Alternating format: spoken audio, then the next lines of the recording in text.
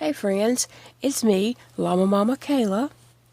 I hope you're all having a great day, and I just want to thank you all for clicking on this video to get updates with me and to just find out how things are going. So I last updated Friday morning, which I recorded in the wee hours of Friday morning, but that video went out Friday morning. And I just thank you all so much for the outpouring of love, the prayers. That just means so much to me. It means the world to me. It really does, just to know that all these people are praying for my dad and my mom and my brother and my whole family. That just means so much to me. So I wanted to update you all with everything that's happened since then. So Friday, I did sleep for a little bit, and then I woke up in a great deal of pain with my tube. And so I was just like, I just don't know what I'm going to do. I can't go the weekend in this pain. And so I called the GI doctor, which is 2.5 hours away. And I guess he's my GI doctor. I don't know. I've seen him once in his office, 2.5 hours away. And I've seen him several times at the hospital that's right close by my house. So he's the only GI doctor I know, or that knows anything about me or whatever. So I called and left a message saying what was going on and everything. And just a few minutes later, a nurse called me and says she talked with the doctor and there's nothing they could do for me in the office, that I needed to go to an ER. So I told her my experience with the ER, and I told her they would say, oh, that's normal. And she said, no, there's nothing normal about that. Go to a different ER. And so that's what I did. I called Big Daddy at work, and I said, hey, I talked with the GI doctor. They said go to the ER. And he said, I'll be there in a minute. So he left work and came home and picked me up, and we went to a different ER. Okay, so at the ER, the doctor was really nice. When he saw my stomach, he knew I was in pain. The stomach acid, when it hits your skin, I mean, not immediately when it hits your skin, but if it sets on your skin, it eats the skin away. Like it starts dissolving your skin and eats it up. And then as more stomach acid hits all that raw open, it hurts major pain. So he, immediately started getting that cleaned up, and he got a new tube and put in me, which was great. This tube that he put in is better than the one I had. Still doesn't have a clamp. I asked him, does it have a clamp? He said, no, it doesn't come with it. So I was upset. I mean, not upset. I was disappointed that it didn't have a clamp, but I guess that's the way they come nowadays. I don't know. But anyway, he put this new tube on, and he cinched that bumper down. It has a balloon on the inside, but the outside has a bumper. Wait just a second. 1, 2, 3, 4, 5, 6. Okay, that's my last row. Sorry. The outside has a bumper. He cinched that bumper down so tight so that it wouldn't leak the stomach acids. Immediately, I started feeling so nauseated because he put that bumper so tight. It was hurting so bad. I was about to throw up right there. And it needs to be tight, but I also need to be able to breathe. And I don't need to be able to sit there nauseated because it's so tight. It was tight. Anyway, so then he had the wound care nurse to come and look at my stomach and to treat it with some ointment and bandage it up. and they, gave me some ointment to bring home to put on it. It's not really anything different from what I have. I have tons of ointments. It's basically the same as other ointments that I have. But I'm putting it on there, and hopefully it's going to eventually heal this mess up, because my stomach is in bad shape. The skin on the outside, it's just a chemical burn from the acid. So anyway, that's what I dealt with all Friday. When I got home Friday night from the ER, because we stayed at the ER like all day, we got home late that evening. It was like late nighttime. I was in so much pain, I could not stand it. I ended up taking morphine, and I took Zofran for the nausea, and then I took morphine for the pain, and I still just could not get a break. Elijah was at his friend's playing a game. Him and some other friends met over there to play a game. I ended up calling Elijah in the middle of the night. I mean, he is an EMT. He did have to study medications and what can be given together and stuff. So I called Elijah. I texted him and said, hey, I need to ask you a question. So he called me, and I asked him, can I take Vistaril? I told him what all I had taken, and said, can I take Vistaril on top of that? And he looked some stuff up, and he said, yeah. He asked me the milligram and all that, and he said, yeah, you can take it. So I took that Vistaril on top of everything else, and then I was finally able to go to sleep. Oh, it was just so much pain. Horrible pain. And I'm not a medication type person. I hate taking medications, but I have to take some, obviously with my conditions. But anyway, so I was able to sleep and get some relief Friday night. Saturday morning, excuse me. Saturday morning, Big Daddy and I left to go to the hospital, nursing home, to see my mom. So we went to go visit her for a little while. And y'all, guess what? I took her my mandala blanket. I knew she needed something just to cheer her up. So I took that mandala blanket, yes, the yellow one that I made, and I gave it to her. She loved it. Yellow is also her favorite color. So she thinks I made it for her, and I didn't even correct her. She said, oh, you made this for me because yellow's my favorite color. And maybe I did make it for her. I thought I was making it for myself, but I guess I was making it for her. So anyway, she loved it. She wanted to cover up with it, but it got hot quick. She got so hot, I had to take it off of her. And I draped it over a chair so she could just look at it. But she loved it. Jody was telling her, that each row was different stitches and stuff like that. So she was like, you made this? She was in disbelief that I could make something like that. It's quite funny. She doesn't have any confidence in me. But, I thought it was quite funny that she was just so shocked that I made it. I couldn't have made something like that.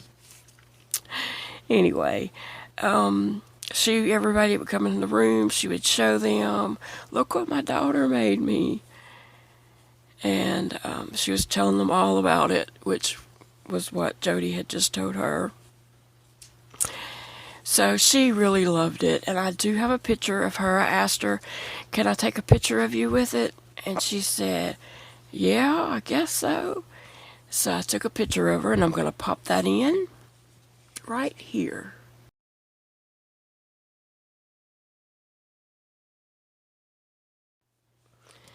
Oh, she's so proud of that blanket. And it really did, fit nice on her bed. And if it was colder, she could cover up with it. So,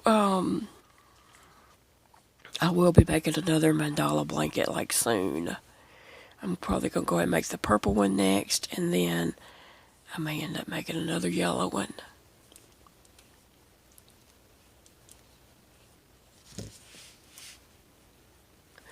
But I'm so glad I gave it to her. I am. Oh, and so I ended up, as we were talking, she was asking something, and no, my mom's not, she don't have a computer. She don't even have a cell phone. She doesn't know anything about YouTube and stuff like that, or putting videos online. But something came up, and she asked, well, what does that mean? And I told her about my YouTube channel, and she was just surprised. She was just so surprised. She was like, and you mean you put videos up there about yarn? And so we talked about that for a little bit. She was really shocked about that. It was kind of funny. I mean, I was laughing on the inside. And anyway, we had a good visit, and then we left her that night. She was getting kind of tired, I could tell, but we stayed till about 8 p.m. Yeah, it was about 8 when we left. And she was getting kind of tired, so, and that's what I kind of wanted, was just to wear her out so she would sleep. So we got her situated for the night and everything she needed, and then we left.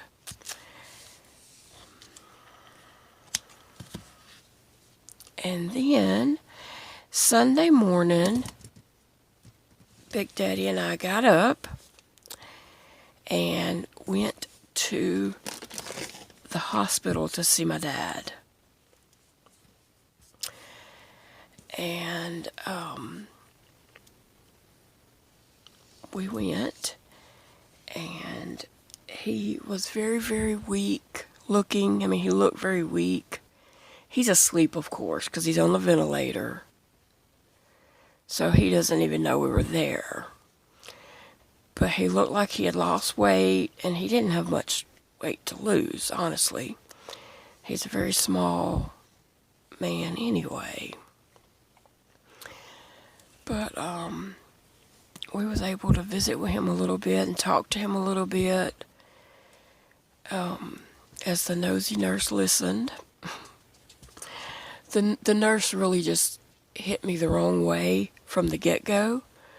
When we got there, and we were going in to see him, she asked who I was, and I told her that I'm his daughter, and she said, who is this? And I said, this is my husband, talking about Big Daddy. And then she said, does Cody know? And I'm just like, yeah, he knows. I'm thinking, yeah, he knows that that's my dad. I don't know what she meant by that, but whatever. And so Jody and I went in to talk with him. He doesn't know we were there, but we talked to him anyway. Well, the nurse pulled her chair right up in the doorway, and I don't know what that's about. I don't know if she thought we was going to unplug the machine. I don't know what in the world she thought. But she pulled her chair up in there and sat in the doorway. Whatever. If she felt like she needed to watch us, that's fine. But the one thing she didn't have to do was to butt in on our conversations, because the nurse is there to tend to the patient, not meddle in the patient's family's conversations. So Big Daddy and I were talking, and I said that I feel like it'd be good for Mom to come and see him. And the nurse piped up and said, his wife? And I said, yeah, my mom. And she said, oh no, Cody said that wouldn't be good for her. And I was like, whatever, woman, you don't know my family. I didn't say anything. I wasn't going to argue with a nurse that doesn't even know my family. But whatever. It would be good for my mother to go and see. And then I said something else to Jody. I mean, she was listening to our conversation and kept butting in on it. And then I said, I'm going to tell Cody to get her some clothes from her house and bring her up here. She said, and the nurse piped up and said, she can't come up here. She's on treatments, and if something happens to her up here, we won't know what to do for her. I said, she's not on any kind of treatments. She's fine. She can leave the nursing home if she wants to. I mean, at that point, I was getting a little mad because, first off, I'm not talking to her. I'm talking to my husband. And she should not be in our conversation. She's there to tend to the patient, not tend to the patient's family's conversations, right? So, anyway, she just ticked me off. Because she don't know my family. She don't know nothing going on with our family. But anyway, my mother's there visiting with him right now. I talked with Cody, and he was taking Mom up there at lunch today, around lunchtime, he said. So they're probably there right now visiting. And I hope that same nurse is there. Anyway,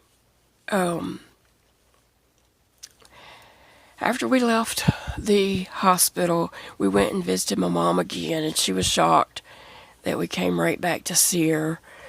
But we didn't stay too long because I was in a lot of pain, and so I couldn't sit still. I felt like just jumping up and running. I was hurting so bad. So we just visited for a little bit, and then I told her that I was in a lot of pain. I was going to have to go home. So we got home and got me bandaged up, and I took morphine, and Big Daddy got me comfortable in the bed with pillows around me, and I was able to sleep and sleep and sleep, and that did me some good. So I've, had to get up and change my bandage a couple of times because that acid, one drop of that acid just sends you on fire in the open wounds. It makes you think that you are just dying from the pain. So that's it. That's where we're at right now. The doctor said that they said there's no way my father's going to survive this. So we're all just trying to come to grips with that. We do know that the Lord could touch him if that's the Lord's desire, and he could pull through. But according to the doctor, he is not going to survive. So we're just trying to make the best of it and see what we need to do to make everyone comfortable. So my mom said that she is going home, and I don't blame her, not one bit. Like I said before, when I was in the nursing home, I hated every minute of it. But when my mom starts talking about how she hates it, I just try to say something positive to her, such as, at least they're bringing you food. You don't have to worry about, where's your meal coming from, or, trying to fix something. They're bringing you something. And then she said, well, if I'm at home, I can call Peabody's and they'll deliver me a plate lunch every day. That's a little restaurant close by her. And so that's her plan. Peabody's going to bring her a plate lunch every day.